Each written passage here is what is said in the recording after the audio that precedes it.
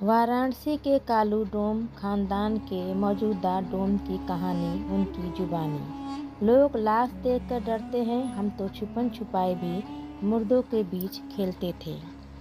लाश होने के बाद लोगों की ज़िंदगी खत्म हो जाती है।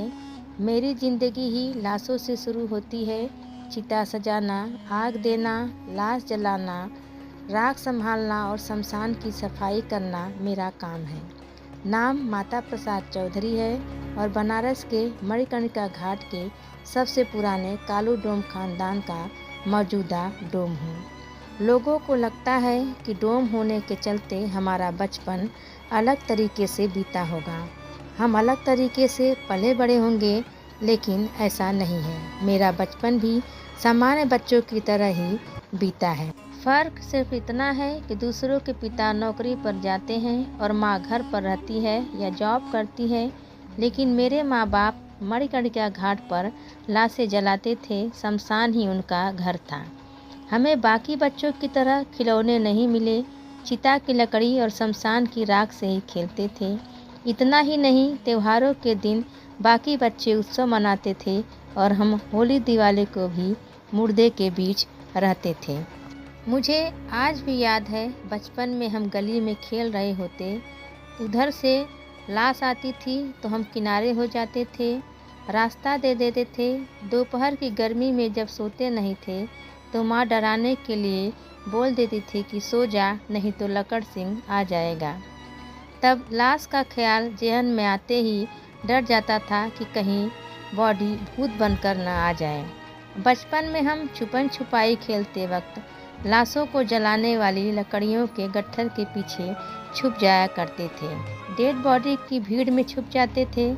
कभी कभी तो जल रही लाशों की आग के पीछे भी छुप जाते थे। हमारे लिए लाशें शमशान ही सब कुछ रहा।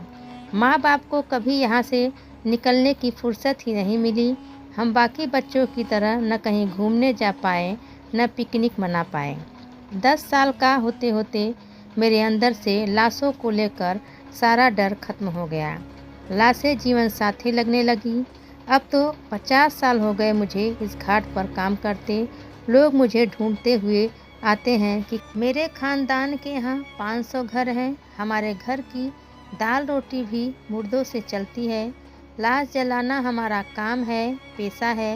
लोग तो यह भी सोचते हैं कि हमारा कभी भूत प्रेत से सामना हुआ होगा।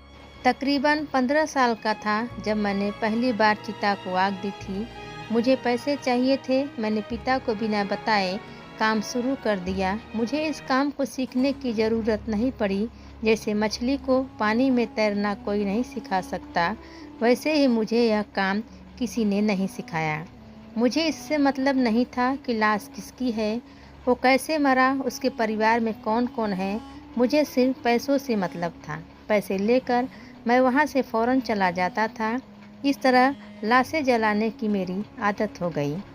आम तौर पर लोग लाशों के पास नहीं जाते हैं, शमशान नहीं आते हैं। कहीं से लाश निकल रही हो तो साइड हो जाते हैं। अगर शमशान आए तो लौटकर फ़ौरन नहाना धोना करते हैं, लेकिन हम ऐसा कुछ नहीं करते। हम ऐसे हो गए हैं, हमारे लिए जिंदा आदमी और मुर्दे में फ़र्क ही नहीं बचा है। हमें लगता है कि हम दूसरों की तरह अपने काम से लौट कर आए हैं। हम घर आते हैं, खाना खाते हैं और अपने बच्चों के साथ टाइम पास करते हैं। बेशक मेरी ज़िंदगी मुर्दों से है, लेकिन अपनों के जाने का दर्द मुझे भी होता है। इतना भी पत्थर नहीं हूँ। जब माँ मरी थी तो उसे आग देते वक्त रोया था।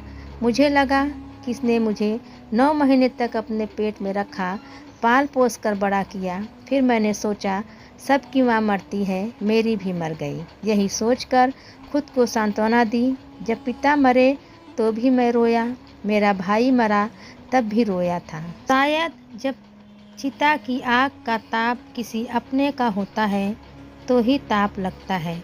लोग सोचते होंगे कि हम लाशों के बीच रहते हैं तो मौत से डर नहीं लगता होगा, लेकिन ऐसा नहीं है। हम भी मौत से डरते हैं, क्योंकि हमें भी माया ने जकड़ रखा है। वो कहते हैं न माया मरे न मन मरे, मर मर जाए शरीर। मैं सोचता हूँ कि मेरे मरने के बाद मेरी पत्नी का क्या होगा, वो कहाँ जाएगी, बच्चों का क्या होगा।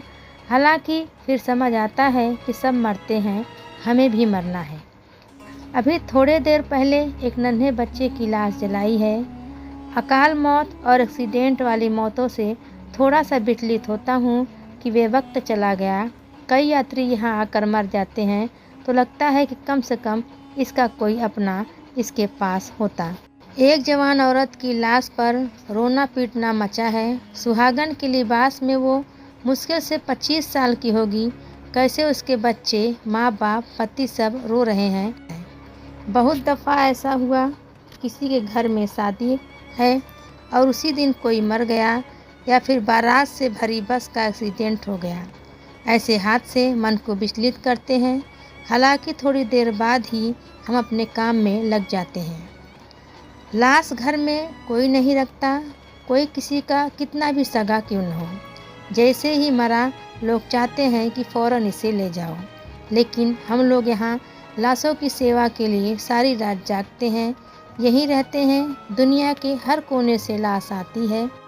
यह जीवन का सबसे बड़ा सत्य है कि जो इस संसार में आया है एक दिन ज़रूर जाएगा। दोस्तों, वीडियो अच्छा लगे तो चैनल को लाइक करें, सब्सक्राइब करें। धन्यवाद।